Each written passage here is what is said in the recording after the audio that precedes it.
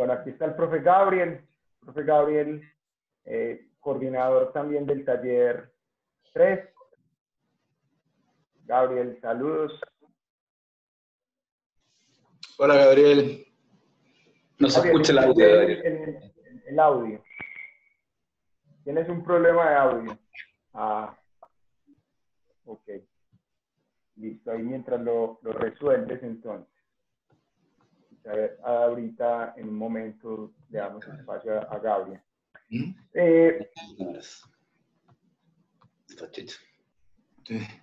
Bueno, de nuevo bienvenidos todos. Creo que la facultad... Ahí Gabriel, ya, ahí te escuchamos. Bien, bueno, adelante. Disculpa, tengo problemas técnicos. Le damos la bienvenida a nuestros amigos de X Arquitectos de Chile. Les agradecemos mucho por estar aquí y bueno, seguramente será una gran experiencia compartir todos sus trabajos y lo que nos pueden enseñar el día de hoy en esta lección. Felipe, continúa y muchas gracias. Vale. Gracias. Profe Muchas Camilo, gracias. bienvenido. Saludos. Gabriel, muchas gracias. Bueno, yo creo que hay una cosa muy interesante con este tema de la pandemia y es que nos permitió entender que realmente estábamos en un mundo conectado y nos ha permitido a la facultad llegar a otros espacios, llegar a conectarnos con otras personas que hace, no, podríamos decir que hace unos años atrás no, ni lo consideraríamos, ¿cierto? A DX Studio, pues bienvenidos, muchas gracias por aceptar esta invitación y a todos ustedes por aceptarla. Yo conocí a DX Studios en una publicidad, por una publicidad de doméstica. Los conocí, me pareció muy interesante el tema que trabajaban sobre la representación análoga y digital, y en una conversación con el profe Gabriel le comenté acerca de ellos y nos lanzamos a enviar un mensaje como sin ninguna pretensiones, y realmente ha sido un equipo muy receptivo y les agradezco infinitamente por ser como tan nobles con su conocimiento y hoy estar aquí transmitiendo. Ellos son entonces Diego Peters, no sé si lo pronuncié bien. Perfecto. Ok. Y Germán Rodríguez. Bien. Bien, ambos son Ese está mal. egresados. Ambos son egresados de la Facultad de Arquitectura y Urbanismo de la Universidad de Chile y son los directores de la firma de X Estudios. Entonces a ellos bienvenidos y adelante, chicos. Muchas gracias. Hola, bueno, agradecer también, la verdad que para nosotros es un gran honor y una gran satisfacción poder formar parte de esta experiencia que, como bien decía Felipe, es un poco de la nueva vida que nos plantea la pandemia y las posibilidades que abre y que genera. O sea, en estos tiempos de cambio, si bien, claro, hay muchas cosas que colapsan, pero hay un montón de posibilidades que se abren, y estos espacios de interconexión, universitarios, profesionales, aprovechando las tecnologías, la verdad que para nosotros es un gran honor y una gran alegría poder estar compartiendo nuestro trabajo. Agregar un poco a la presentación que hace Felipe y darle las gracias también personalmente a Felipe con su motivación que nos contactó y todo, y la buena onda también que se ha producido para poder trabajar. Queremos agregar de que, claro, yo y Germán y yo en realidad estamos representando a una firma que es un poco más grande y que tiene como un concepto de trabajo colectivo. Nosotros somos 6 socios que nos conocemos de la universidad y bueno, hemos logrado generar una estructura de trabajo que nos permite trascender de lo que es el trabajo del taller de arquitectura universitario y poder llevarlo a la práctica profesional de una manera en que podamos mantener ese espíritu. Dicho esto, vamos a pasar a ver una presentación que les hemos preparado. Espero que la disfrutemos y que sea un buen rato. Aquí ponemos acá compartir pantalla.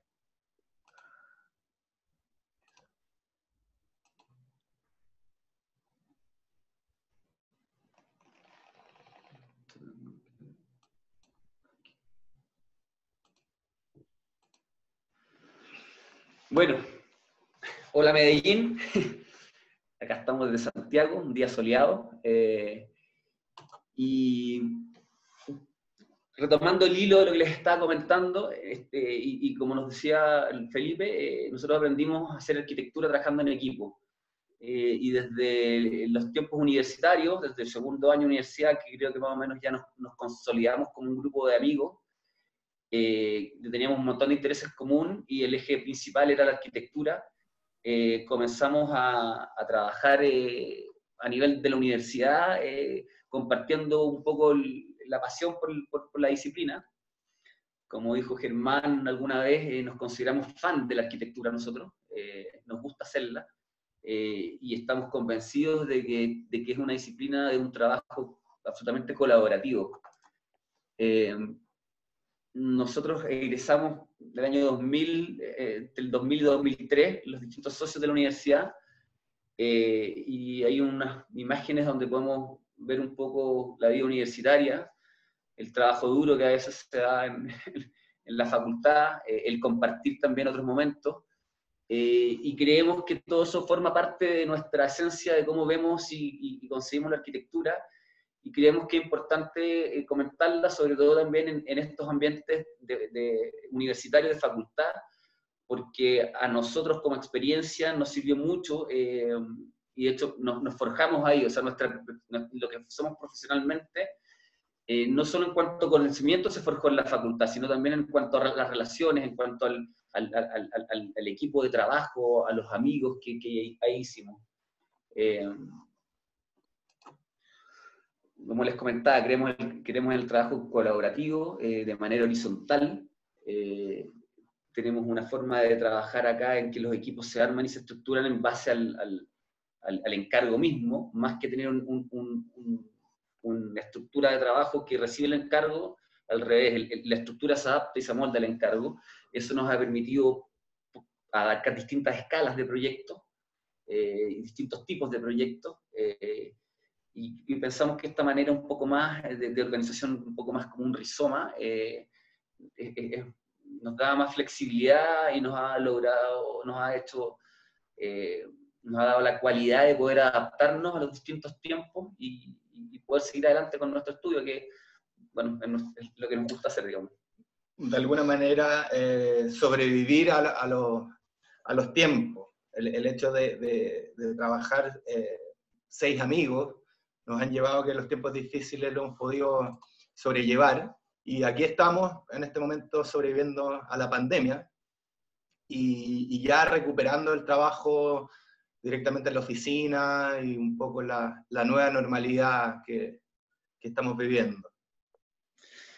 Bueno, pues una imagen de nuestro estudio, aquí es nuestra oficina donde estamos ahora, en Santiago, y aquí un poco del trabajo que nosotros creemos importante rescatar, de la representación, del trabajo análogo que hablaba Felipe en un primer momento, que son el cariño y el amor que tenemos nosotros por las maquetas o modelos. Es importante representar la arquitectura, porque creemos que es un proceso de ensayo y error, y esas representaciones de las ideas, de los bocetos, de los conceptos que nosotros queremos trabajar, nos permiten después observarlo desde afuera y ver si está bien o no, si estamos avanzando o no en lo que queremos. Y bueno, el tema de los proyectos que vamos a mostrar ahora, nosotros tomamos los conceptos que ustedes trabajan, los que nos transmitió Felipe, y los quisimos llamar elementos del espacio, porque queremos hacer hincapié de que nosotros como arquitectos nos entendemos como diseñadores de espacios. Si bien trabajamos con elementos, que es materia, que son materiales, que son estructuras, que también son lugares, que son cosas físicas, que tienen masa, peso, lo que nosotros diseñamos son espacios. O sea, nosotros diseñamos lo contrario. Y tenemos que manejar estos elementos para poder lograr esos espacios que nosotros queremos proyectar y lograr, digamos. Vamos a mostrar ahora una serie de proyectos que tienen cierto vínculo, o que nosotros pensamos que tienen cierto vínculo con algunos temas que se trabajan en la facultad, según lo que nos transmitió Felipe, y intentaremos mostrar cómo en el proceso que nosotros llevamos adelante del proyecto se tocan esos temas y cómo se incorporan en el desarrollo del proyecto y después cómo operan en el resultado final. Vamos a partir con un proyecto que le llamamos Casa en el Bosque y que de alguna manera recoge la idea del terraplén o el sitio donde se va a construir como inspirador para el concepto del proyecto. Este proyecto está ubicado al borde del mar, pero en un bosque de eucaliptus y pinos.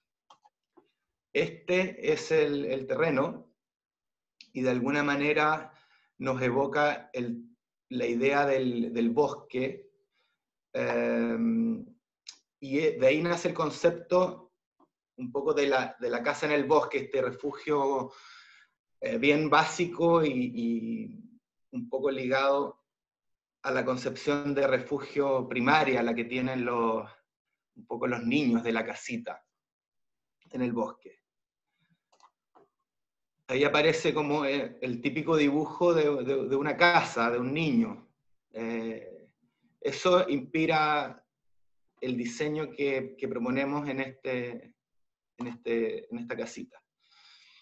Ahí aparece un poco una imagen ya representando el diseño y aparece la Caperucita Roja, un poco en este imaginario infantil que guía el proceso de creación de esta casa. Ahí ya aparece la organización de la planta, que es en un primer piso del programa público, mitad recinto cerrado, mitad recinto exterior, digamos, para poder habitar este bosque. Hay un croquis, que es otra de las técnicas de representación importantes que manejamos para transmitir ideas no tan definidas, digamos, como el render hiperrealista que de alguna manera te atrapa a veces, y en el fondo el croquis te da más flexibilidad para transmitir un concepto sin encasillarse en cierta imagen como tan terminada.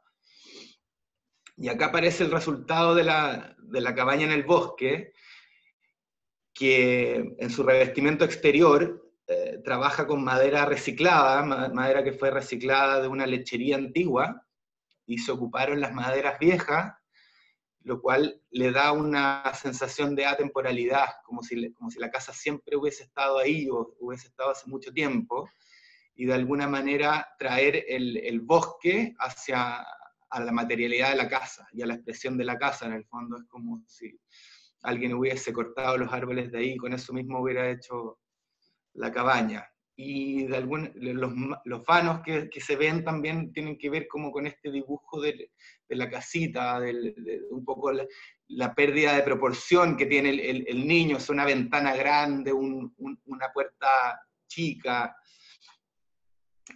Y bueno, este es el lado por donde la casa mira al bosque, un primer piso liberado, para tener una relación bien directa con el paisaje, y el segundo piso donde están los dormitorios, con unas vistas un poco más controladas, guardando la privacidad que realmente en este bosque, bueno, no es que circule mucha gente, pero de alguna manera los dormitorios necesitan esa contención mayor que los espacios comunes. Y ahí, bueno, una vista más cercana donde se puede entender el primer piso, que es casi transparente, como si estuviese afuera, casi como si no hubiera límite. Y el segundo piso más digamos, más pesado, más de masa, y con este revestimiento que incorpora el bosque en la casa, y así uniendo el paisaje a la arquitectura. Esa es la casa en el bosque, ligada al tema del terraplén, el lugar, el paisaje. Sí, es para cerrar un poco, llamar tu atención en estas imágenes finales como realmente el concepto de mimesis. Esta casa nos gusta mucho por lo simple que es en cuanto a las decisiones que toma. O sea, es una casa en el bosque que busca, a través de su materialidad, mimetizarse y armonizar con su entorno. Y evidentemente, claro, todo el desarrollo del proyecto nace desde el lugar, muy potente el lugar para cómo queda la casa, más allá de su programa o sus otros ejes de desarrollo, digamos, pero el lugar es importante, por eso la asociamos como con tema de terraplén. Vamos a mostrar otra casa ahora, que es la Casa Rabanúa, donde aquí el lugar adquiere otra dimensión de escala. Este es la cuarta región, claro, los Vilos, el camino de Santiago hacia el norte de Chile. Esta es la antesala del desierto de Atacama, que es uno de los desiertos, si no el más árido del mundo, en donde la unidad de territorio que empieza a adquirir forma en este desierto, que es continuo, kilómetro tras kilómetro, y con este borde costero, que por nuestra geografía empieza a ser también un continuo, la unidad de territorio y como del lugar más allá del espacio en el cual nos implantamos, adquiere esta escala un poco más geográfica, más de territorio. Y como el lugar nos empieza como a hablar desde esa dimensión. Y tenemos como desafío, bueno, habitarlo, y habitarlo a una escala humana. Nosotros hablamos mucho en este caso, lo que había que hacer era domesticar el territorio. En esta domesticación surge el establecer una relación en que es recíproca, en el sentido de que la arquitectura genera un espacio para el hombre, entre comillas lo domestica, pero también es domesticado por el territorio, un poco como la enseñanza del cuento El Principito y el Zorro, digamos, donde cada uno entrega parte de sí para establecer una relación que hace que esa casa sea única y ese lugar sea único. Eso fue importante en la casa.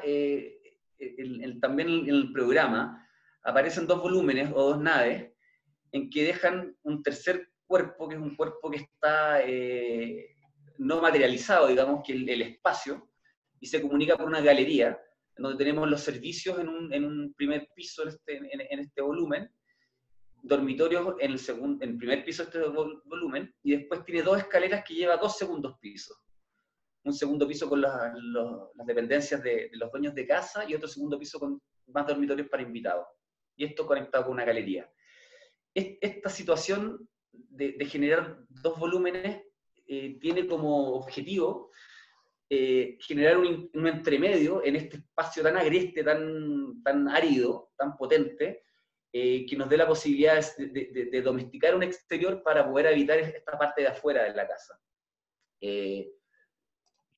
Hay una imagen como los 2 volúmenes estos se manifiestan en este paisaje y dejan ese espacio entre medio, este intersticio, digamos, donde buscamos habitarlo. Una imagen del interior que toma vistas, las encuadra, una vista del Océano Pacífico. La galería que une estos 2 volúmenes,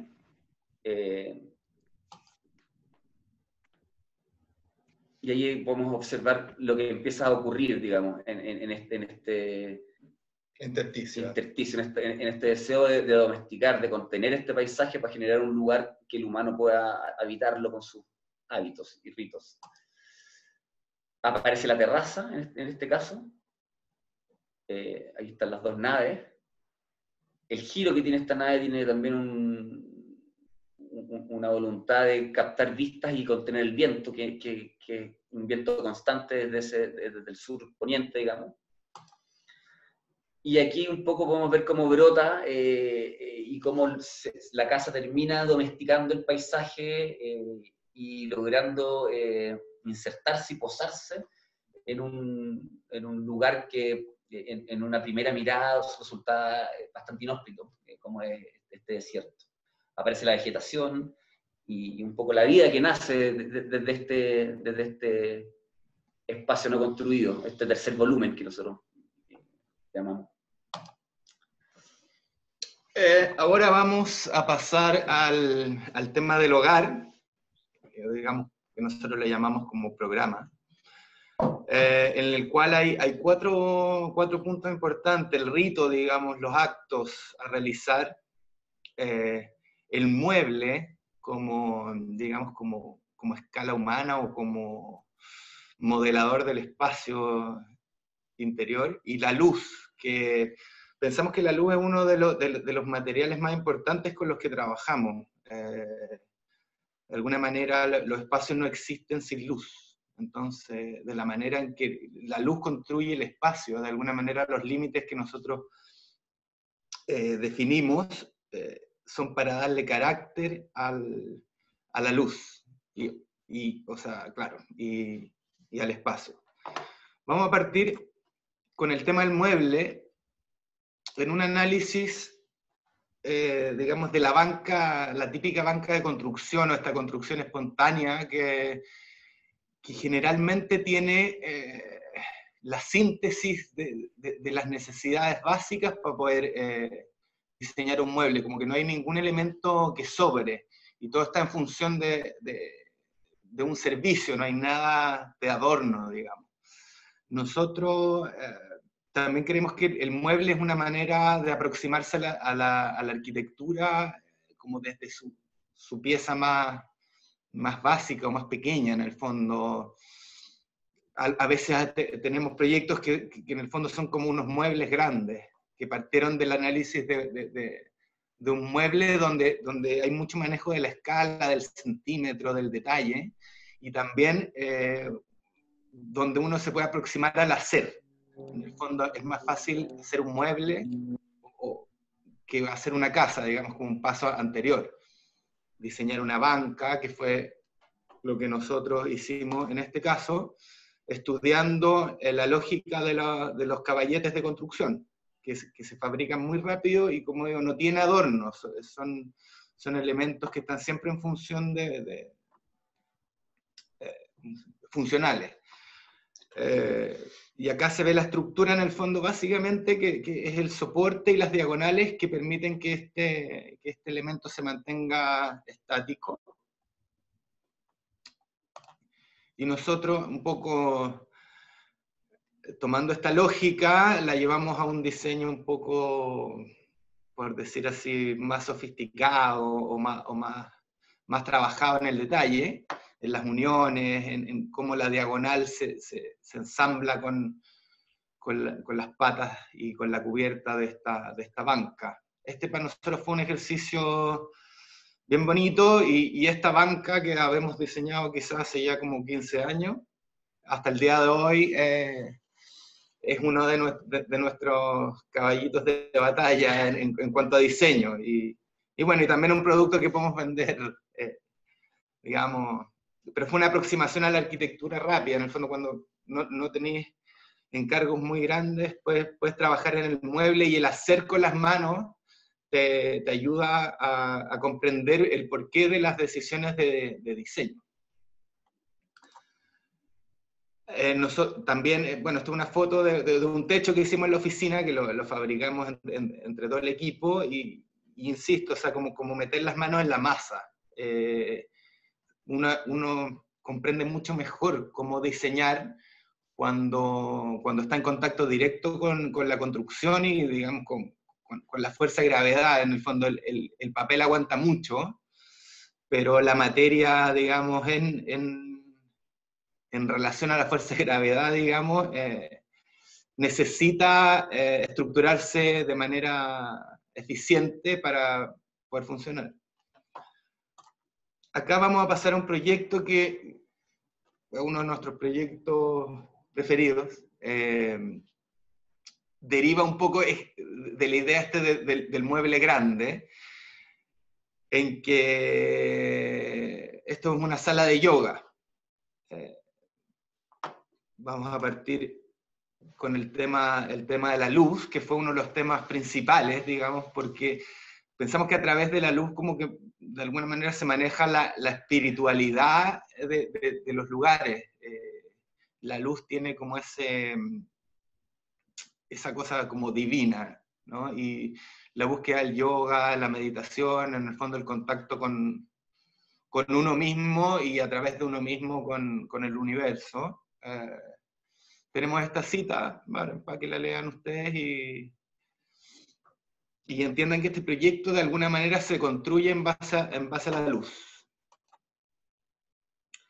Acá tenemos una imagen de la sala. En el fondo definimos... Acá se produce como el proceso inverso del mueble. En el fondo nosotros necesitamos un espacio vacío, sin ningún mueble. Que el acto, el rito, la forma en que el cuerpo humano se mueve dentro de este espacio es el que nos va definiendo las condiciones.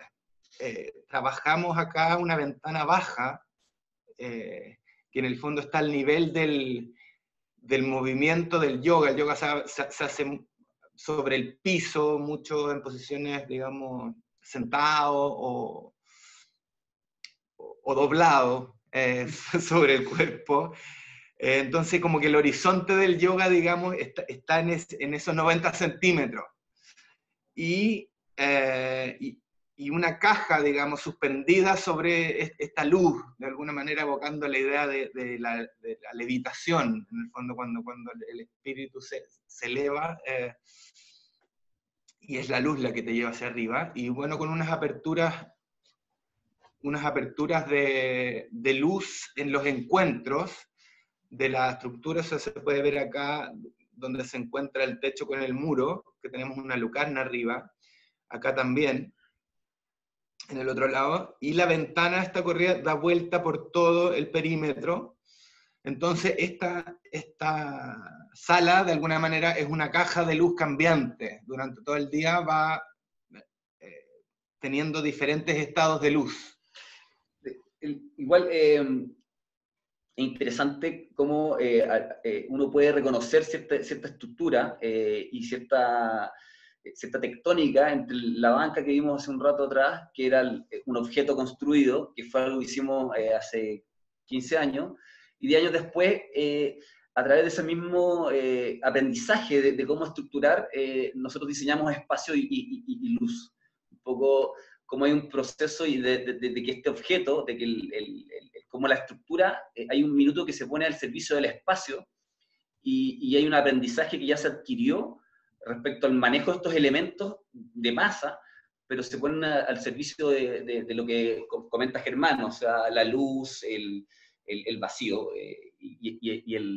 que es donde realmente ocurre la experiencia de la arquitectura en cuanto al uso, y en este caso que es importante porque es un rito que tiene algo espiritual, algo físico. Interesante lo que pasa ahí con ese proceso. En términos de hogar,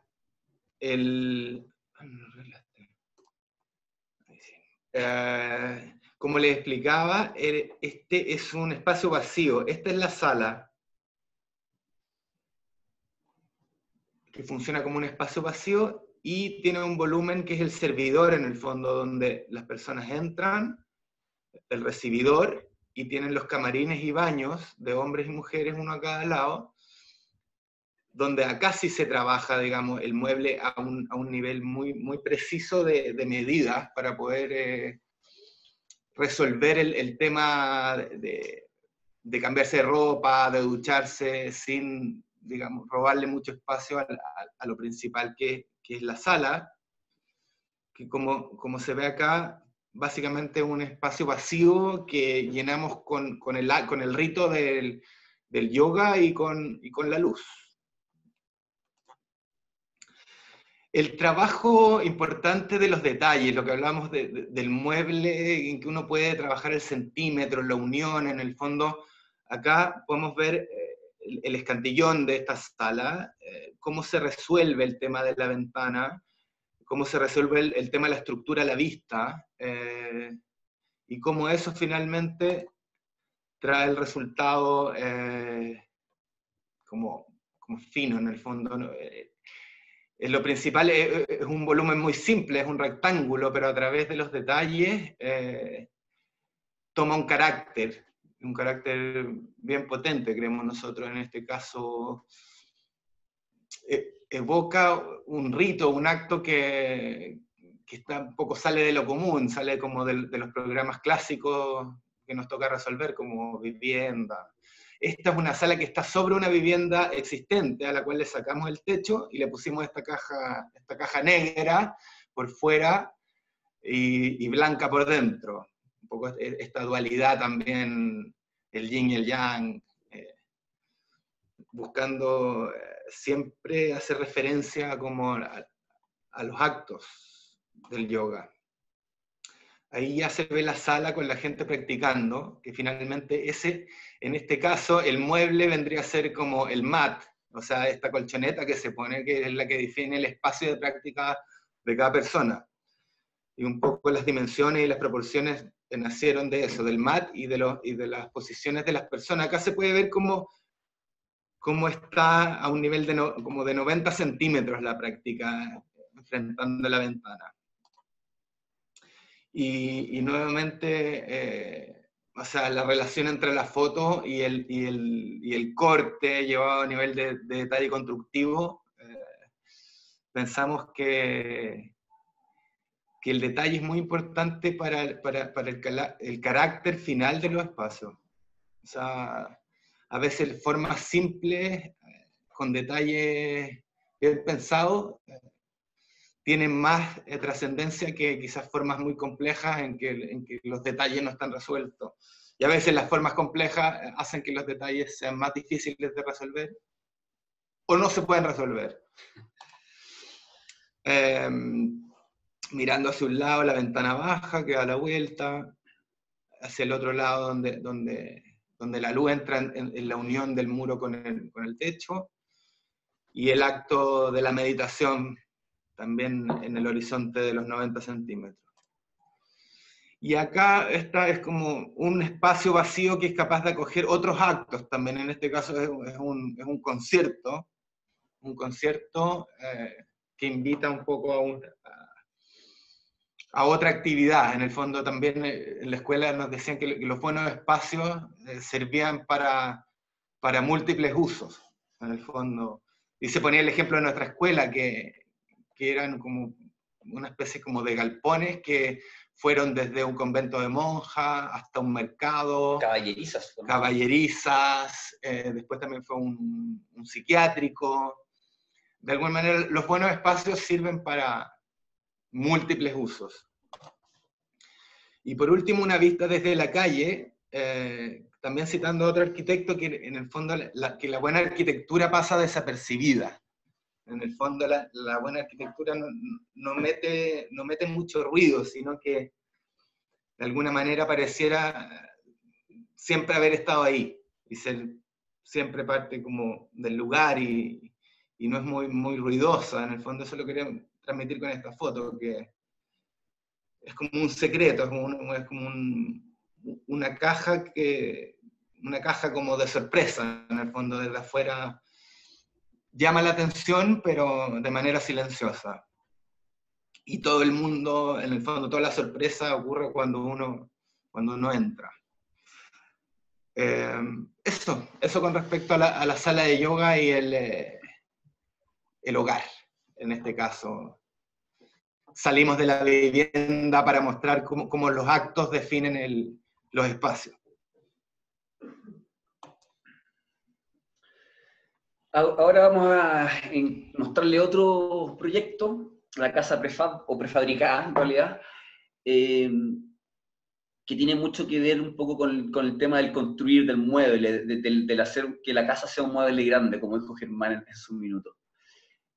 ¿Por qué? Bueno, esta es una foto de Santiago, esta es la cordillera de los Andes, aquí a mano derecha, el Valle del Maipo, donde está emplazada nuestra ciudad, y nosotros teníamos este lugar, que es San José de Maipo, que es una localidad que está en el cajón del Maipo, que es todo este valle que entra profundamente a la cordillera, y tiene el río Maipo que baja de los glaciares,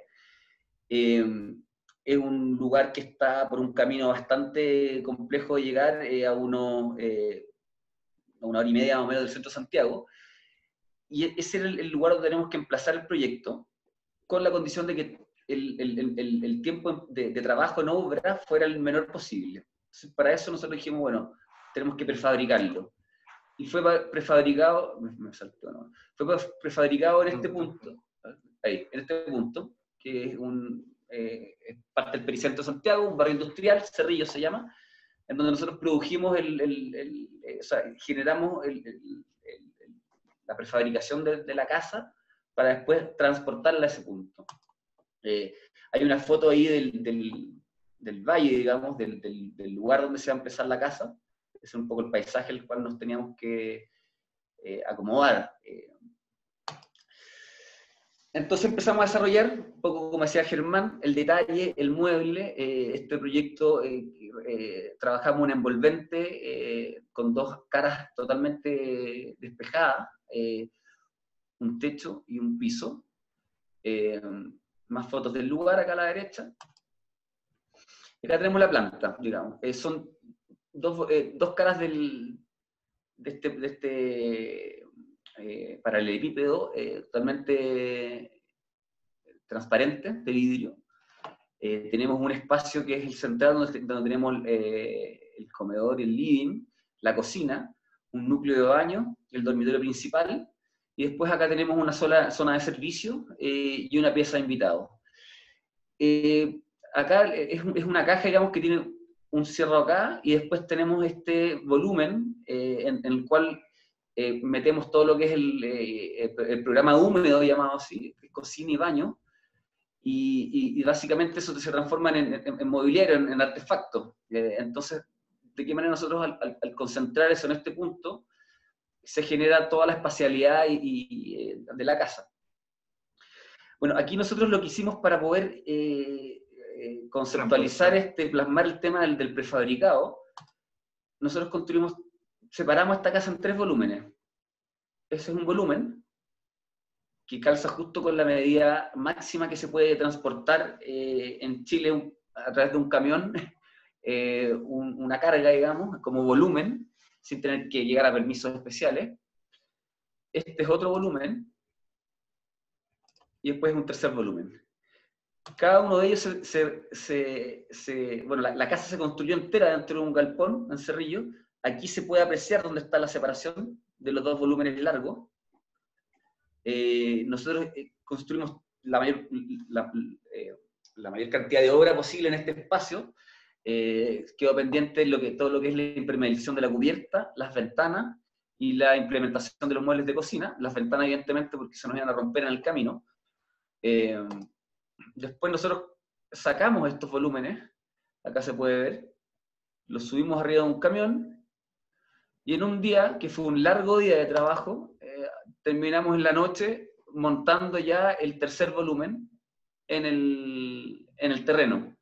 Acá se ven los 2 volúmenes largos, este es el tercer volumen que tenía el dormitorio de servicio, y se puede ver acá el núcleo de zonas húmedas que yo hablaba en un principio.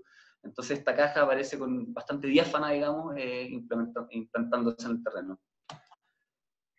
Así está ya como habitada. El cliente, bueno, le puso un poquito de paisajismo, le hizo sus terrazas, sus obras exteriores, pero ahí se puede apreciar cómo queda el proyecto luego de este ejercicio montado ahí en la precordillera de los Andes, en uno de los valles precordilleranos. Esta es la foto de cómo quedó.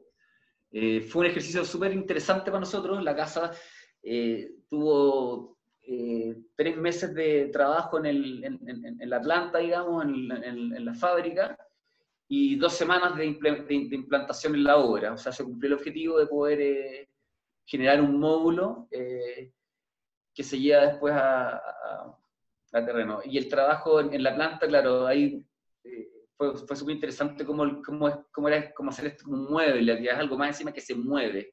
Y una casa mueve el módulo, y para eso, claro, entender la la estructura, el trabajo, los materiales. Esto se hizo con una estructura metálica, con madera, y la verdad que aquí tenemos un resultado. Ahora vamos a pasar al tercer punto de lo que ustedes trabajan, que le llaman el techo, y lo entendimos como la estructura materia cubierta. En el fondo el techo, la estructura es lo que sostiene este techo, y es como la parte básica de la construcción, que después se reviste, y ahí viene el último tema. Acá quisimos mostrar un proyecto que también le tenemos mucho cariño, le llamamos La Miel. Es una exportadora de miel. Conceptualmente quisimos traer a referencia como la idea de los panales y la estructura que generan las abejas en su hábitat, y llevarlo a esta construcción. Acá están los planos, digamos, que también relacionados al tema como del mueble grande, o de elementos que son fáciles de transportar y montar. En este caso no hay, digamos, una prefabricación, o sea, sí hay una prefabricación de los elementos de madera, porque son madera laminada, que después es transportada, y van todas las medidas, digamos, predeterminadas y prefabricadas, y en obra se genera un tema de montaje, que también es muy rápido y de trabajo en seco, a través de uniones con pernos. Generamos estas dos caras, digamos, largas, que buscan interpretar un poco la idea del panal y de la idea de la estructura, y que el edificio sea su estructura. O sea, digamos, la fachada o la cara del edificio es la estructura. Es una exoestructura que se llama. Y todos los temas de revestimiento, ventanas, van por detrás de esta estructura. Y por las otras dos caras, digamos, evocar un poco esta cajita, que es donde las abejas construyen sus panales, donde hacen la miel. Y nuevamente vamos al detalle. En el fondo, como todo esto se resuelve en un corte constructivo, que es donde está como la clave de cómo esto funciona. Ahí tenemos digamos, esta estructura que sostiene el techo, en su estado más primario, que es solamente estructura, solamente madera, excepto las fundaciones y los herrajes de conexiones, que son metálicos.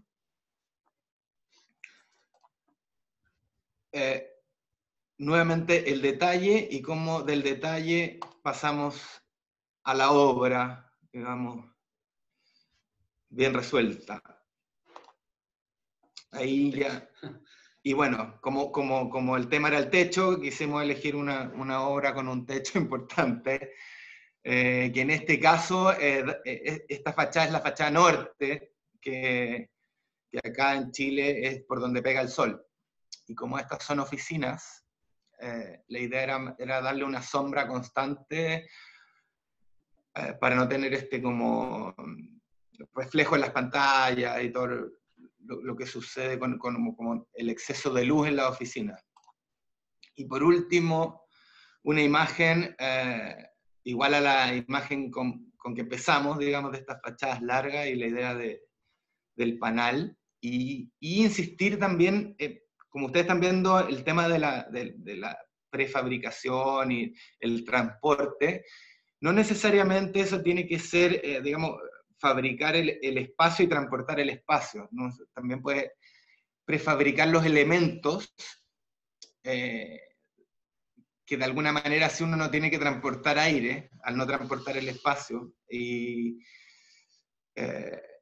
un tema de montaje, es como también cómo se puede ver, y como de elementos repetitivos, digamos. Es como cuando uno compra un mueble en la tienda, en Ikea, y después lo arma en su casa. Es como llevarlo también a un edificio. Eso con la exportadora de miel.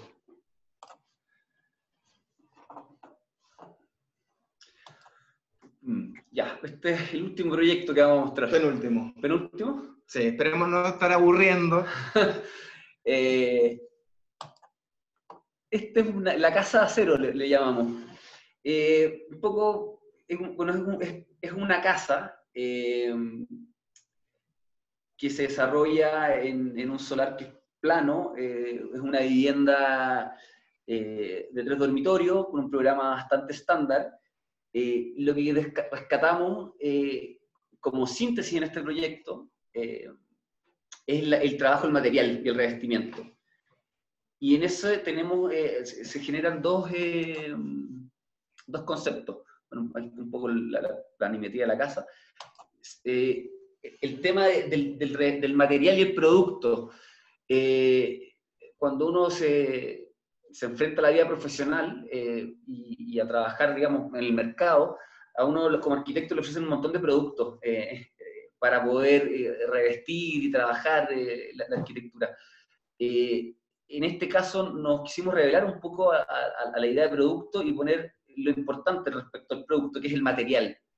Y cómo trabajar ese material como un revestimiento que es único, o la casa monomaterial, y cómo ese revestimiento empieza a envolver y generar esta cápsula que va a ser el lugar donde ocurre el rito de habitar la casa. Elegimos el acero, esto es un acero Corten, dejamos que las planchas se oxidaran, trabajamos el material bruto y después a través de un proceso que se llama embayetado, o así lo conocemos acá en Chile, se genera este revestimiento de la casa, que le da carácter, que la significa, que la relaciona con el lugar, el óxido de ese color anaranjado, que es el complementario, el verde del pasto, empieza a generar una relación a través de contraste con el territorio. Esta está ubicada en el Valle de Santiago, ya no en la cordillera. Y la casa, con esta idea también de que el material sea único y sea el gesto que va a envolver el proyecto, empieza a tomar este carácter. Hay un espacio ahí que es la terraza, digamos, del lugar. Ahí tenemos una foto de la casa, ya terminada. Y cómo esta decisión de, bueno, ocupemos un material y revistamos toda la casa con ese material, empieza a ser desde el primer croquis, después de todo su desarrollo y después de resolver lo que es el programa, y bueno, trabajar un poco el tema de la pendiente del volumen, pero genera definitivamente el carácter de la casa, es la síntesis del proyecto mismo, es el material, digamos.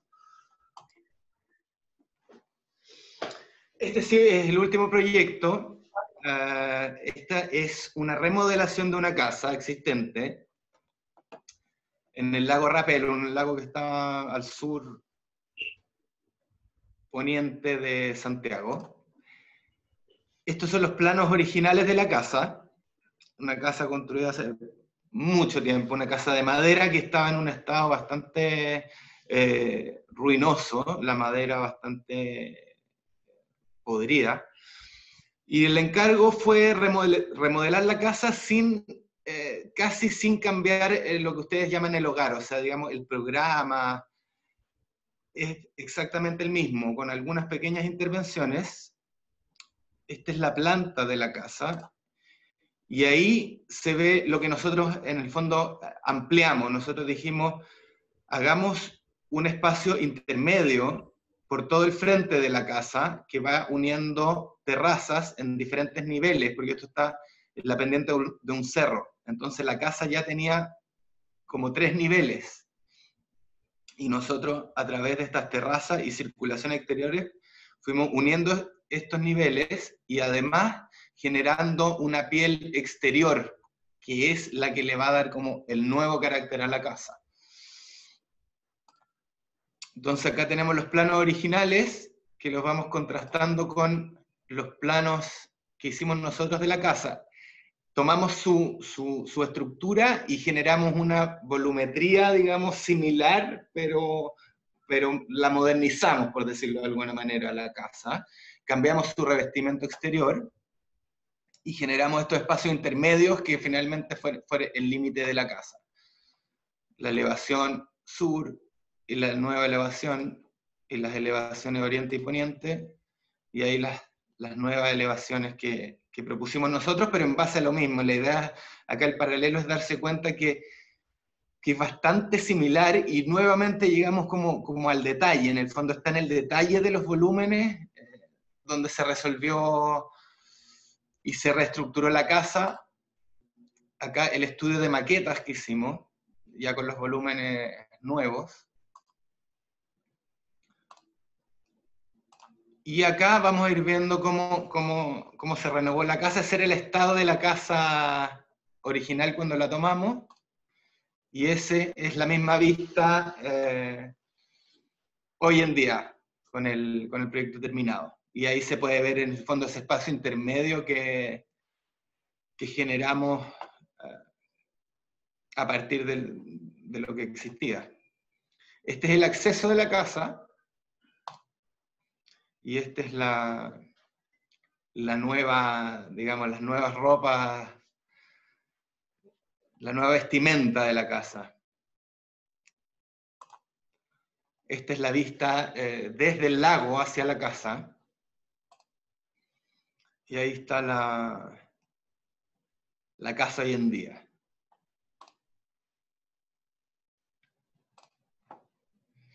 Y en el tema del revestimiento, que de alguna manera son como las ropas, es el límite, es lo que es como la parte más táctil y en el fondo donde definimos como la calidez de los espacios y parte del carácter. Entonces acá hicimos una operación similar a la que vimos en la sala de yoga, que en el fondo que son los espacios que dan hacia adentro, los revestimos en madera, y la casa por fuera está revestida en una plancha metálica, que viene a hacer como, a enfrentar el clima, digamos, el sol, la lluvia, y que no volverá a suceder lo que había sucedido con la madera, aunque nosotros creemos que la madera sirve igual, pero también hay unos ciertos prejuicios, y a veces las decisiones de algunos materiales sirven para, en el fondo, convencer al cliente de la arquitectura que se está proponiendo, porque no deja de ser, cuando uno trata digamos, de proponer algo moderno, siempre hay que buscarle, digamos, como tangencialmente, para convencer. Estos clientes eran unos clientes, no sé, 70 años de edad. Entonces, como lograr el pensamiento moderno a partir de su vivienda clásica de madera. Y bueno, creemos que esta foto es como bastante elocuente en cuanto al tema del revestimiento y el límite que propone la arquitectura en su capa final, digamos, en su piel. En su vestimenta. En su vestimenta. Y por último, esto es para dejar los invitados un poco al curso de doméstica, que fue el curso con el cual el DIPE llegó a nosotros, en el que trabajamos técnicas de representación análogas mezclado con técnicas digitales. Y digamos el proceso, acá les vamos a mostrar el proceso de un proyecto en su concepción, digamos, antes de llegar a construir. Cuando partimos con los croquis, creo que la idea general, la idea primera del proyecto. Luego el trabajo de la maqueta, que para nosotros es muy importante, porque la maqueta tiene una condición de verse influida por la fuerza de gravedad. O sea, la maqueta para que se pare y que se sostenga, tiene que realmente tener la estructura bien resuelta para que eso funcione, lo que no pasa en el papel. Y además la maqueta tiene una posibilidad de poder mirarse por todos lados. Entonces, generalmente para la conversación con el cliente, lo que mejor no funciona son las maquetas. O sea, las maquetas son muy superiores a los planos, también son mejores que las imágenes que a veces te encasillan. En el fondo acá uno tiene la libertad de mirarla y dar la vuelta y probarla en la realidad. En el fondo es la representación más real que podemos tener del proyecto. Sí, a pesar de ser física, no pierde su cualidad de abstracción, a diferencia de la imagen, que uno empieza a comprometerse mucho con la realidad y sigue siendo un modelo abstracto de lo que va a ser el proyecto, a pesar de que tenga condición física. Claro, es real. Es como la representación más realista, más que un render, creemos nosotros.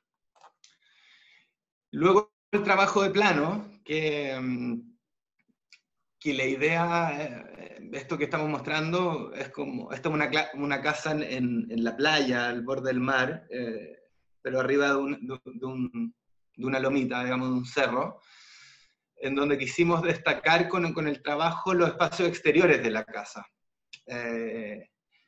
Y bueno, como estamos viendo, unificar, digamos, la representación a través de un color, que en este caso elegimos el color amarillo, y lo fuimos poniendo, digamos, en cada uno de la representación, en el croquis, en la maqueta, acá en los planos.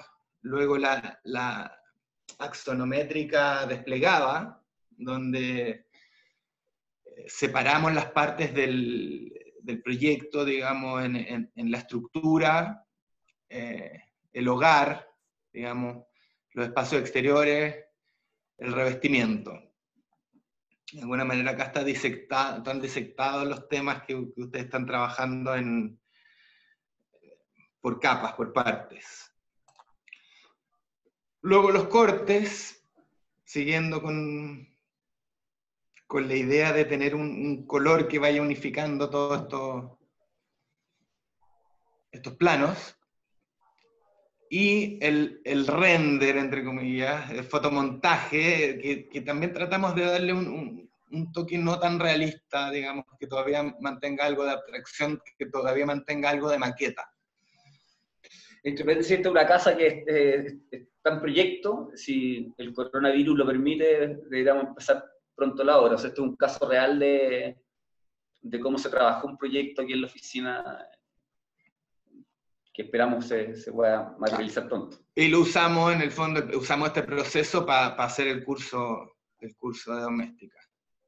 Y finalmente la diagramación de la lámina, para la entrega final, en el fondo el croquis del diagrama, y la lámina de entrega utilizando todos los elementos que vimos anteriormente. Con esto los dejamos invitados a hacer el curso. Con Felipe van a poder ver digamos, el link donde tienen que meterse para poder realizar este curso, que es bastante entretenido y como han dicho algunos comentarios, es como un curso vintage, como de una forma de representación que está un paso anterior a lo que se ve más hoy en día y más a lo que nos tocó a nosotros hacer en la escuela, que nosotros hacíamos planos a mano, los fotomontajes eran recortes, mucha maqueta, y la idea un poco de nosotros fue rescatar esa forma de representación. Y con eso damos fin a nuestra charla del día de hoy. Presentación. Quedamos ahí abiertos. ¿Alguna consulta, algún comentario? Abrir un poco el diálogo. Chicos, bueno, de antemano, mil gracias por esta presentación y por realizar esa integración de los conceptos que veníamos trabajando en el taller 3, específicamente, por eso, digamos, cuando Germán y Diego hablan del terraplén, el fuego, el techo, la estructura y el revestimiento, son los 4 elementos que venimos trabajando en el taller. No sé, Gabriel, si de pronto amplias un poco para que la contextualicemos la gente, y ahí abrimos un panel de preguntas. Adelante, Gabriel. Bien, muchas gracias, colegas Diego y Germán. Muy interesante la obra. Sí, quería contextualizar pues a nuestros invitados porque también debo agradecerles a Germán y a Diego que hayan enfocado la charla hacia unos temas que estamos trabajando en Taller 3 y que tienen como referencia a Gottfried Semper, que determina que la arquitectura tiene 4 elementos: el terraplén, es decir, la adecuación del terreno; el hogar, que es la actividad que sucede dentro de la casa; la cubierta asociada a la estructura, que es la que la protege de los elementos climáticos; y el revestimiento. Entonces, haber adaptado la charla pues a esos contenidos del taller, pues es un gran aporte, lo cual agradecemos mucho. Yo aprovecho para hacerle un par de preguntas. La primera es que yo observo una honestidad tectónica en la obra que nos han presentado, y una pregunta muy puntual tiene que ver con el proyecto de la yoga, porque veía que hay unos largueros, los que en el intermedio entre el primero y el segundo nivel hay unos largueros que continúan en voladizo. Entonces quisiera saber pues a qué se debe eso. Y aprovecho la segunda pregunta, es si ustedes trabajan con algunos referentes, si tienen como algún foco sobre algún arquitecto, algún maestro que los haya impresionado y se refieren a ellos ustedes en su arquitectura. De nuevo, muchas gracias. Yo respondo a la primera pregunta. El tema de los largueros tiene como varias cosas. Una, y es la más como práctica, es que las medidas de la madera venían completas y sobraba. Entonces nosotros dijimos, dejemos las sobras salir, de manera que desde el nivel de la calle, esas vigas que se asoman, le dan una mayor privacidad a la ventana baja. Bueno, vamos a compartir la imagen, pero un poco esa es la idea de los largueros que pasan, generar privacidad en la ventana y un elemento de alguna manera que corte y una el volumen de arriba con el volumen de abajo.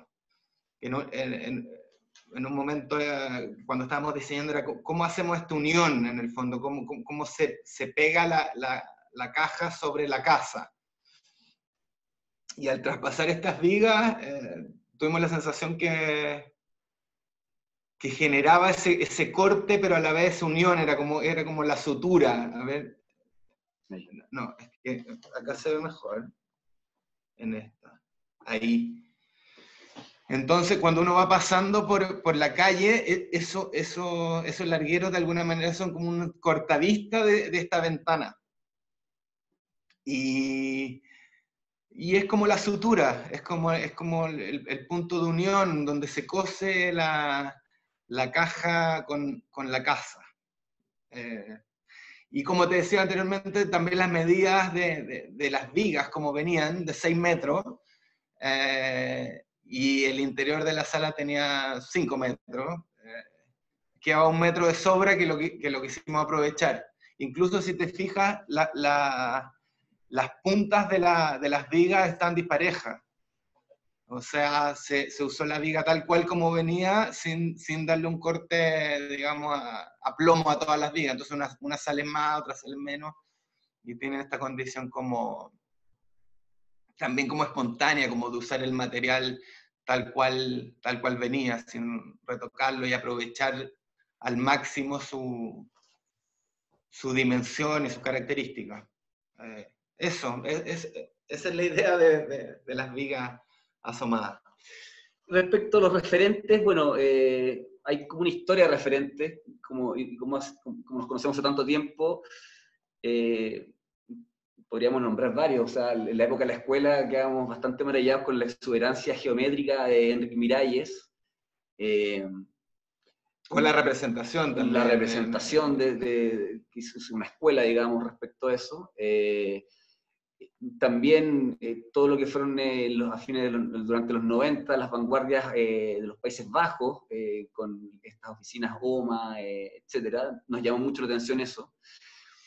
Pero creo que hoy es un poco los referentes originales, donde nos empezamos como a enamorar de la arquitectura. Hoy en día me gustaría destacar dos, uno chileno, que es Milan Radic, que es un arquitecto que mantiene un perfil bastante bajo, pero la verdad que lo consideramos un gurú. Es arquitecto, Enzo Mari, ¿no?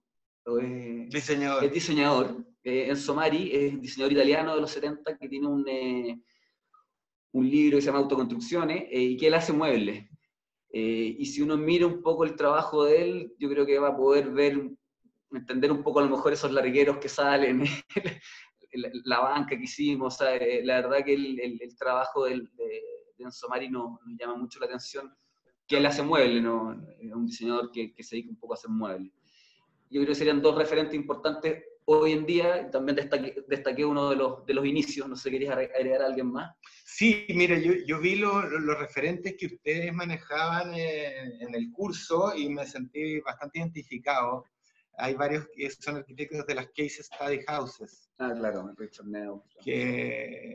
Que ha sido un referente importante como en el tema también de la prefabricación y una arquitectura posguerra que en el fondo necesitaba ser bien sintética, de rápido montaje y con un lenguaje moderno, pero saliendo como del hormigón armado que traía, no sé, de Le Corbusier.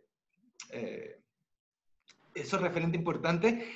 Y con el paso del tiempo, varios arquitectos chilenos se han transformado en nuestra referente porque de alguna manera están bajo las mismas condiciones que nosotros. Entonces, que es una arquitectura como bien yo siento como de usar los recursos así como básicos acá, ¿no? Como que no hay mucho del encargo de presupuestos altos. En general, los encargos siempre son el mínimo. Por lo menos los que nos tocan a nosotros. No siempre. No siempre, pero la mayoría. Sí. Entonces hay que trabajar bien como desde lo básico, desde lo mínimo, y yo creo que eso también le da un carácter a la arquitectura acá en Chile. Entonces, de a poco estos referentes internacionales se han ido moviendo hacia los referentes de nuestros colegas, digamos, un poco mayores, y de una generación de arquitectos que realmente destacó, que fue la que empezó a trabajar en la década de los 90, como Matías Klotz, Alejandro Aravena, Milan Radic, Cecilia Puga, Casus Egers, y ahí tenemos un montón de arquitectos chilenos que miramos y que de alguna manera seguimos sus pasos. Alberto Mosó, que es un maestro del trabajo en madera, y así, yo creo que nuestros referentes cada vez han ido mutando hacia la arquitectura local, que está como bajo las mismas reglas, bajo las mismas condiciones, y nos fuimos alejando un poco de la pirotecnia o de esa jajadid, por decirlo, en que la escuela, claro, nos maravillaban como de alguna manera la forma de que tenían las plantas o los planos, pero que finalmente se fue transformando en una arquitectura súper ajena para lo que hacíamos nosotros. No había nada de eso que nosotros pudiéramos realmente sentirnos identificados en relación a los encargos que nosotros teníamos. Y es un poco lo que le mostramos acá, o sea, a veces los proyectos que más mostramos son proyectos que no tienen más de 100 metros cuadrados, como esta sala de yoga. Esta sala de yoga tiene 100 metros cuadrados. No va por los metros cuadrados, ni por la magnificencia de los materiales, ni el presupuesto alto, sino que saber trabajar con lo que se tiene. Un poco esa es nuestra referencia hoy por hoy. Hoy por hoy. Trabajar con los recursos que tenemos y a eso sacarle el máximo partido, porque en realidad, como le mostrábamos, desde una banca hasta una casa, hasta una industria, finalmente es un poco lo mismo para nosotros. como sobre el mismo tema, es como cómo usamos los recursos que tenemos a disposición. Bien, gran enseñanza. Muchas gracias. De nada. Bueno, mil gracias. Vamos a darle paso a nuestro decano, Óscar Santana, que es una persona que tiene una gran relación con el territorio chileno y creo que pudo haber disfrutado también mucho de esta charla de ustedes. Adelante, decano Santa. Bienvenido, hermano. Gracias, Pipe. Santa, me gusta más cuando me dicen Santa. Gabriel, Pipe, un abrazo. Me conecté 2 minutos después de iniciado, entonces no quise como interrumpir y los colegas Diego y Germán, muy agradecidos por esta charla por varios motivos. Quiero aprovechar el espacio como para hacer 2 comentarios y tomarme una atribución y llamémoslo una licencia un poco imprudente, tipo propuesta que les quiero hacer. Listo. Lo primero es agradecerles esa adaptación semperiana que hicieron con sus proyectos. Casi siempre, pues, uno tiene, pues, como la costumbre o recibe algunas conferencias muy buenas, pero son las conferencias que los arquitectos tienen y que hayan hecho como esa verificación de los contenidos del curso, de esta sesión de clase abierta, me pareció muy, muy bonita. Entonces agradezco pues como esa situación. Lo segundo, ahorita les cuento la relación chilena que tenemos, en la que Gabriel pues también en sus épocas de decano pues también obviamente tuvo mucho que ver, es porque una de las lecciones que yo me llevo siempre de Chile es que cuando uno diseña en Chile es arquitecto del mundo. Nosotros no tenemos que preocuparnos por dar frescura y no tener puentes térmicos en invierno. Eso no existe para nosotros, ¿cierto? Nuestro closet es igual, nos vestimos igual todo el año prácticamente. Entonces, cuando vamos en un convenio que tenemos, que ahorita les mencionaré, pues aprendemos un montón. Aprendemos como esa doble situación del invierno y el verano, que hace más retadora pues como el ejercicio de la arquitectura, ¿cierto? Y se ve pues claramente incluso en esta imagen con esas ventanas bajas que se pueden abrir y cerrar y bueno, y aprendemos un montón, ¿cierto? La relación chilena y un poco el atrevimiento que me quiero tomar es porque desde Gabriel 2000, yo diría 2015 aproximadamente, hemos venido construyendo una relación muy bonita, inicialmente con la Araucanía chilena, la Universidad Autónoma de Chile, también fascinados por el aprovechamiento de los recursos y la madera pues en esta zona, y con Valparaíso, últimamente con Santiago, no tanto, y la pandemia COVID-19 nos dejó con tiquetes comprados, les cuento, tiquetes comprados de estudiantes y colegas, y yo me quiero tomar un atrevimiento, Diego y Germán, y es en el momento que activemos otra vez la visita, que posiblemente sea el próximo año, si es posible, visitarlos y conocernos con el grupo de estudiantes. Creo que podría ser, Pipe, pues como la continuidad de esta relación que apenas vi que los invitaste, pues empecé como a indagar por su trabajo y quedo gratamente sorprendido. Entonces, no es más. O sea, es un agradecimiento y ese reto que me atribuyo para cuando podamos estar por allá de intercambio nuevamente. Santa, un hecho, ¿ah? Cuando ustedes vengan acá, aquí los recibimos encantados y sería genial también porque así conocen al resto del equipo. La verdad que... Algo nos inventamos. Sí, claro, lógico. Ahí lo vemos. Le hacemos un asado. Excelente. En una de esas casitas. No, estuvo muy bien. Pipe, ese era mi comentario. Y agradecidos pues como con esta gestión con la oficina de X y bueno, saludos. Vale, gracias. ¿Alguien más quisiera hacer alguna pregunta, algún comentario adicional? Este es el momento pues como para hacerlo. Yo quiero hacer una pregunta. Adelante. Gracias. Dale. Soy Jaime Sarmiento, profesor de la Universidad Santo Tomás. quería agradecerles a Diego y a Germán pues, por su intervención y felicitarlos por su trabajo.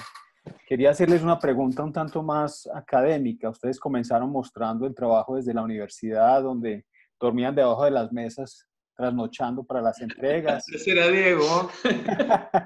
Y mostraban las maquetas que construían, pero también construían objetos en escala real. Y me ha interesado mucho lo que han dicho ustedes acerca de meter las manos en la masa, pues de trabajar con materia.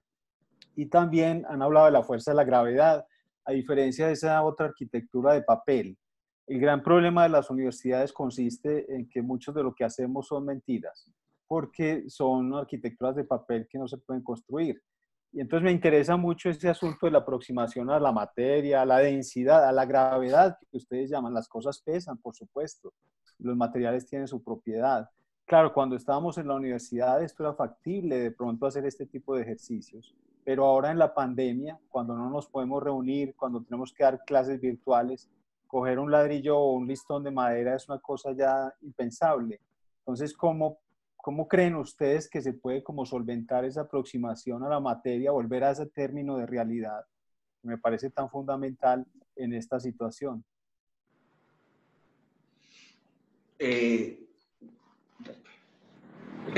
Lo que nosotros principalmente usamos es el trabajo de maqueta. Creemos que la maqueta es la que no miente. Como tú hablas de arquitectura de mentira o arquitectura de papel, yo creo que cuando uno lo lleva a la maqueta se da cuenta cómo estos se sostienen en la realidad. Y bueno, yo creo que a partir de eso, la pandemia no nos impide que en nuestras casas desarrollemos modelos o trabajos sobre, se podría llamar como más diseño industrial, pero por ejemplo, nosotros creemos que diseñar una silla, diseñar una banca, diseñar una mesa, y construirla, y además que después te sirve, digamos, te queda la mesa, te queda la silla, para tu casa o para tu oficina. Creemos que son ejercicios súper buenos para luego crecer en escala y a partir de la mesa crear un techo, digamos. ¿Sí? Al final la cubierta de una mesa no difiere mucho del techo de una casa y cómo uno lo levanta del suelo. A lo mejor podría ser, perdona Germán, el mismo hecho de tener pandemia y de habernos ido a todos a la casa, le genera un requerimiento espacial a las casas, que acá, bueno, acá me imagino que allá también está pasando, o sea, el generar un espacio para trabajar y desarrollarse, empieza a cuestionarse la misma espacialidad de la casa. Probablemente podría ser un bonito ejercicio de que los estudiantes desde su casa, tomando algunos de los conceptos que trabajan en taller, tengan que adaptar un espacio, construir un mueble y a lo mejor resolver una necesidad que es real y latente. O sea, cómo adaptamos, cómo incorporamos, cómo modificamos la casa. Acá han aparecido empresas que están vendiendo unas cápsulas, que son unos módulos que se instalan en los jardines de las casas con oficinas. Aquí ya las oficinas en Santiago, la vacancia que hay es gigante. O sea, el tema del trabajo va a cambiar mucho la educación, entonces probablemente hayan montones de temas que son muy contingentes, que requieran mucho pensamiento y que requieran soluciones concretas. Bueno, me gusta mucho que me cuenten esto porque justamente estoy trabajando ese tema con algunos de mis estudiantes. Yo tengo una asignatura optativa que tiene que ver con el contacto con la materia y estamos diseñando y construyendo un mueble para estudiantes de arquitectura en época de pandemia. O sea, este asunto de que tengamos que improvisar nuestros sitios de trabajo y es como ponernos en la tarea. Claro, me gusta mucho ese asunto del mueble porque es como un asunto intermedio entre la maqueta y una casa, porque te da acceso a tocar la materia, a pensar, a diseñar, pero también a hacer, que me parece fundamental en la formación. Muchas gracias por las opiniones y la respuesta. Hay un tema también que queríamos comentar.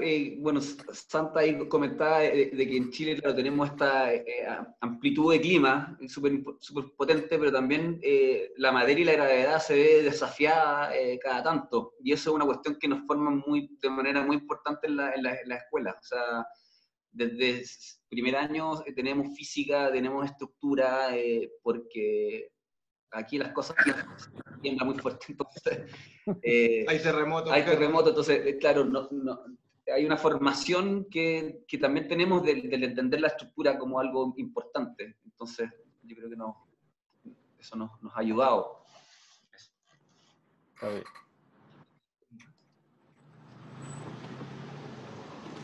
Bueno, ¿alguien más quisiera hacer alguna pregunta? En este momento estamos compartiendo el link de Doméstica, y con este código que es Sergio Hidalgo-Ustamed van a recibir un descuento que amablemente DX Arquitectos nos han compartido. También agregamos el link del curso en YouTube por si lo quieren ver, como de qué se trata. Yo creo pues que ahí está también muy explicado. Yo quisiera cerrar de pronto, pues, o doy un tiempo más, y es con este concepto de que la buena arquitectura debe servir para varias cosas. Y me gustó mucho cuando nombraban esto, es porque inclusive hoy nuestras casas deberían servir para varias actividades. ¿Creerían ustedes entonces que estamos en un momento donde la arquitectura tendrá que ser más consciente de la flexibilidad? Ahí les hago pues como esta pregunta y quizá con esto ir cerrando la sesión. Sí, yo creo que, como decíamos al principio, nosotros diseñamos espacios y finalmente los espacios son vacíos que albergan actividades. Entonces, eso, a partir el espacio, digamos, uno lo modifica a través de los actos, a veces a través del mobiliario, pero el espacio en sí es vacío, ¿eh? Es vacío y luz. Entonces, eso realmente debiese poder acoger cualquier actividad. En el fondo, que el espacio, más que determinar una actividad, posibilite la actividad, o sea, como un espacio que habrá opciones. Y bueno, toda la pandemia, toda esta tecnología que nos está invadiendo, está cambiando nuestra manera de vivir, sí, pero yo creo que muy potentemente nuestra manera de educarnos y de trabajar. Entonces, al poder nosotros generar situaciones de trabajo, de educación mediante los medios virtuales, telemáticos, el espacio yo creo que tiene que centrarse más en las necesidades que no pueden ser resueltas a través de lo tecnológico. Porque yo tengo un convencimiento que el contacto humano es necesario, pero ya no para alguna actividad productiva como era antes, porque lo podemos resolver a través de la tecnología, sino que tenemos que llenar otra cosa, y ese espacio, ese encuentro, creo que es bien bonito esa posibilidad que se está abriendo, ese sentido que va a tomar el encontrarse. Porque, ¿para qué nos vamos a juntar presencialmente si lo podemos hacer a través de un Zoom? Pero hay veces que después uno se da cuenta que necesita reunión real, el mirarse al ojo, el darse la mano, el cerrar un trato, el qué sé yo, como decía Santa, o sea, juntarnos acá, convivir. Esa experiencia física, yo creo que le da un nuevo sentido a los espacios, de trabajo sobre todo, y educativos también. Eso. Vale, muchas gracias. Doy entonces el paso, la palabra al profe Juan Restrepo. Hola, muchísimas gracias por la exposición. Me uno a mis colegas. Un juicio en la organización de la presentación, adaptándola pues a los temas del curso. Mi nombre es Juan Sebastián Restrepo, soy docente de 9º semestre de la facultad de taller, y me parece muy pertinente dos cosas que ustedes hacen en la presentación de hoy. Una es la presentación obviamente de los proyectos, Y la segunda parte es esos temas de representación que obviamente para los chicos de tercero, obviamente para todo el resto de los semestres es muy pertinente mantenerlo y potenciarlo. Agradezco en estos dos sentidos. La duda es, o lo que me gustaría que ampliaran un poco, es que los proyectos que expusieron tienen un orden o una forma de rectángulo, muy cuadrada. Quisiera saber si dentro de su proceso, obviamente uno va decantando esto en las oficinas de diseño, pues lo vamos decantando y uno va cogiendo una guía formal, pero si dentro de esas exploraciones iniciales, desde la universidad hasta hoy, hicieron otras exploraciones que rompieran un poco esos prismas, o por qué se decantaron de pronto a esto. Creo que para los chicos de tercer semestre va a ser muy diciente lo que ustedes nos pueden exponer en este sentido. Gracias. Muy buena pregunta. Bueno, la verdad que no todos los proyectos que hacemos tienen esa forma tan de prisma, pero la selección que hacemos de esos proyectos es que son bastante sintéticos. Entonces, para expresar una idea no son muy útiles. Y claro, lo que tú dices es un proceso en donde uno va decantando y hay proyectos en que las ideas están muy puras, o sea, se pueden visualizar de una manera muy fácil. Y por lo general esos proyectos tienen formas simples. Sin duda que tenemos otros proyectos en donde existe una complejidad formal que a lo mejor en esta charla no los aprovechamos o no los vimos útiles como para poder expresar ciertas ideas de manera clara y potente en una hora. Eso yo creo que fue porque la selección. Si pueden visitar nuestra página web van a poder ver de que hay también otras exploraciones formales. Y claro, yo creo que es un poco un desarrollo. Sí, y de lo que exponíamos en un momento, que en el fondo trabajar con recursos limitados implica a veces formas también simples de aprovechamiento del espacio. Decía Matías Klotz la otra vez, porque Matías Klotz es como un ícono de los rectángulos, digamos, de las cajas. Y da una explicación súper simple. Decía, lo que pasa es que los muebles caben mejor. En el fondo, en las formas complejas, claro, después te cuesta, en las curvas te cuesta poner la cama. Entonces, yo creo que va de nuestra necesidad de trabajar como con recursos limitados también. De alguna manera, las formas complejas, por decirlo así, son más caras de ejecutar, aunque hay exploraciones de formas que se pueden conseguir en base a detalles, digamos, simples. Aparecían ahí al principio unos trabajos de la escuela hechos con ladrillos, que en el fondo la forma de poner el ladrillo finalmente podía, y de irlo modulando y de irlo rotando, podía generar una forma compleja a partir de un elemento simple. Sí, pero nos centramos más que en la forma, digamos, general, en lo que hablábamos, en el fondo, cuál era la cualidad espacial. La cualidad espacial que la generábamos a través de los detalles, a través de la luz, a través de los materiales, más que de la forma. O sea, en lo personal, casi siempre que tengo que hacer un proyecto, parto de un rectángulo. Ahora, estoy diseñando una casa para mí y la voy a hacer circular. Es como cuando Le Corbusier hizo Ronchamp. Muchas gracias. Vale, vamos a darle entrada al profe Camilo. También compartimos aquí la página web de EDX para si después de la charla la quieren visitar. Camilo, adelante. Gracias, Pipe. Bueno, me uno pues también al agradecimiento por los colegas de EDX. Me pareció demasiado interesante la charla. Espero pues que a los estudiantes de Santo Tomás les haya servido muchísimo. Yo estoy seguro que sí. No solo a los de tercero pues del taller de ustedes, Pipe y Gabriel, sino a toda la facultad y hasta los profesores. Yo personalmente soy un enamorado del tema de la vivienda, y más con este tipo de sistemas constructivos y materiales. Bueno, me presento pues primero. Mi nombre es Camilo Garcés, soy docente en la Universidad Santo Tomás. En este momento estoy junto con Juan Sebastián, con Santa, con Luisa, con Jaime Sarmiento y Jorge Gaviria también, dirigiendo pues o acompañando los trabajos de grado de esta versión.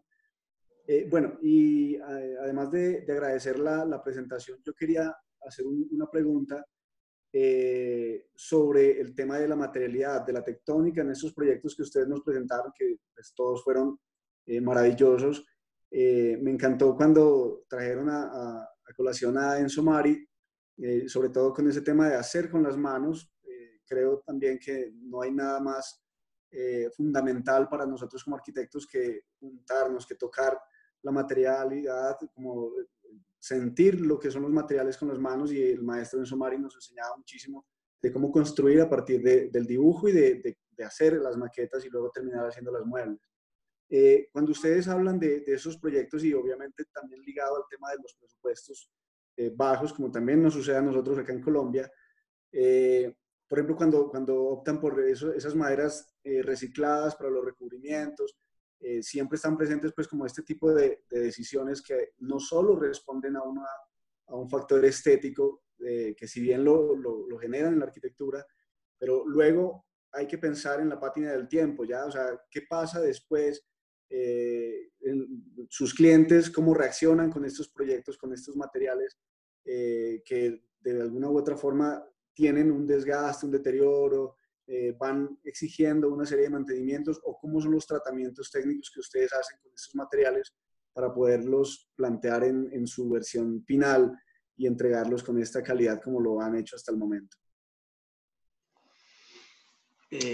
Mira, nosotros como en términos de la madera reciclada puntualmente, de alguna manera la vendemos como que ya resistió el paso del tiempo.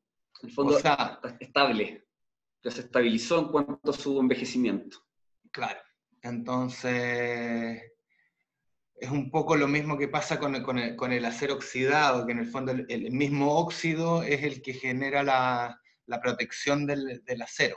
De alguna manera, el tiempo transcurrido es el que le dio la prueba al material. Entonces las maderas recicladas que están, no sé, hace 40 años, digamos, están certificadas por el tiempo. Entonces, ese es un poco el discurso que tenemos.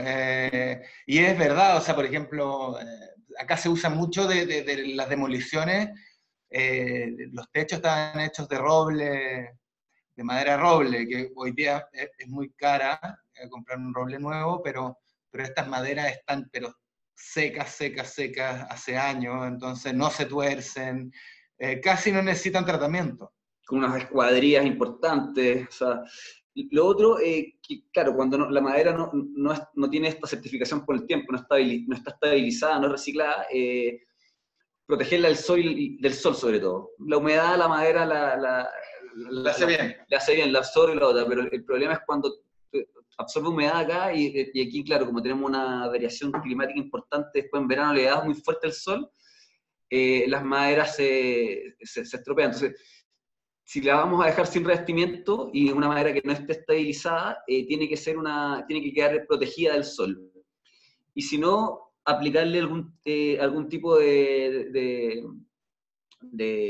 impregnante, que la verdad no nos gusta mucho, pero el desarrollo no es muy ecológico, pero sí existe. Por ejemplo, el yoga, se lo pusiste carbolineo, le pusimos ahí. El carbolineo, que es un aceite quemado que, claro, se usa desde, no sé, por los principios, antes de los barnices, para enterrar madera en la tierra y que aguante la humedad. Eso fue con lo que trabajamos el exterior de la sala de yoga. Esa madera negra. Allá, a ver, acá lo quiero poner, ahí. Ese es un caso digamos, de trabajar con un protector, pero con un protector que digamos, es como ancestral. No tiene tanta tecnología. Y lo otro que se puede poner Es el mismo producto, el carbonileo, que es este impregnante.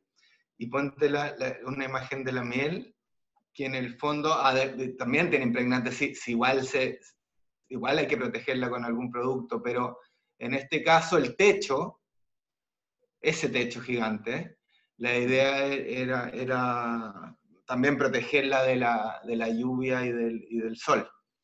Hay una técnica, no me acuerdo el nombre ahora, que le hemos tratado de incorporar en algunos proyectos, pero todavía no lo podemos vender, que es una técnica japonesa, que también es milenaria, que los japoneses quemaban la madera.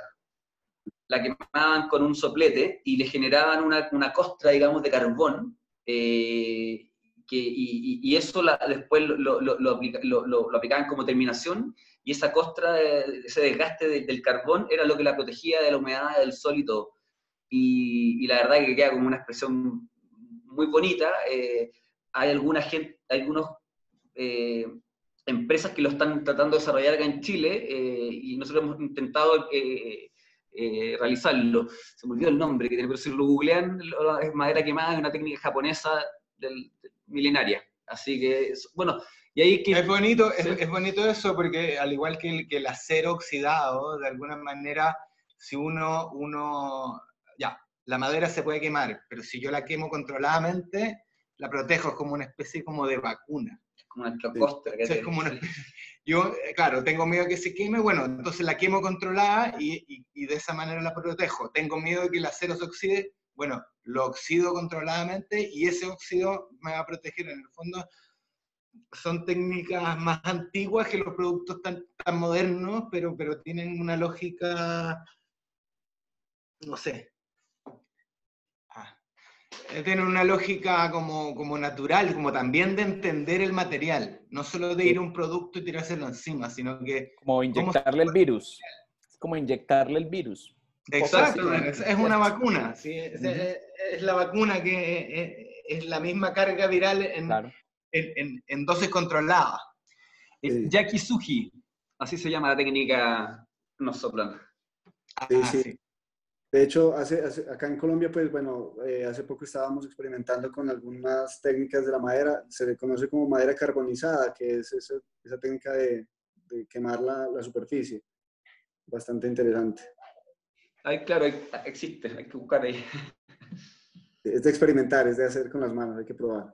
Muchas gracias. No, y lo que nosotros hacemos harto es de buscar en las técnicas como milenarias. Si el hombre viene construyendo desde que es hombre, entonces ahí hay muchas claves. Hay mucha sabiduría. Hay mucha sabiduría en esta cosa como más intuitiva de explorar el material, y bueno, lo que mostraba un poco en el Banco del Obrero, que yo creo que en todo el mundo son parecidos. Sí. Esa arquitectura, ese mobiliario espontáneo, en el fondo es porque es muy, muy sintético y muy eficiente. Y por eso se hace igual en todas partes. Perfecto. Bueno, a ti, Cami, muchas gracias. A todos, muchas gracias. Al profe Alex, creo que fue el que compartió o Alex Sánchez, creo que sí. De todas maneras, quedamos infinitamente agradecidos con DX Arquitectos, con Germán y Diego, al profe Gabriel Santana, bueno, a todos que hemos participado en esta charla. Infinitas gracias. La charla queda grabada, la subiremos como al canal de YouTube de la facultad para que ustedes también la puedan tener. Creo que ha sido muy interesante. Bueno, una feliz mañana. Muchas gracias. Y bueno, chao. Nos vemos pronto. Saludos. Y nos vemos pronto. Acá les vamos a tener un asado. Y esperemos que sí. Si la pandemia lo permite, nos encantaría conocer Medellín. Bueno, por aquí. Bienvenidos. Ya saben. Tienen una urbanidad